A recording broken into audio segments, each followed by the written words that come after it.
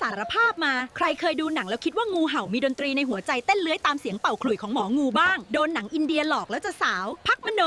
ตั้งสติหน่อยงูมันไม่มีแก้วหูรับคลื่นเสียงในอากาศโว้ยพูดง่ายๆคือมันหูหนวก